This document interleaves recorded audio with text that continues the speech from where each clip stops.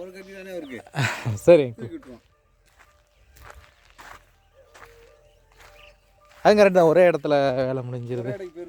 ஆமாம் ஆமாம் கண்டிப்பாக 3 இடம் நம்ம கணக்கு வைக்க தேவையில்லை. சரி அங்கிள்.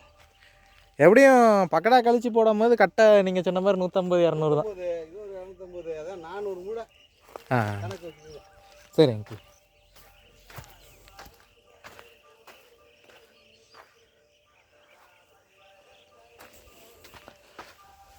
என்ன செய்யணும் தெரியுமா? நம்ம தாமரைக்குடி பஸ் ஏற்றலாம்.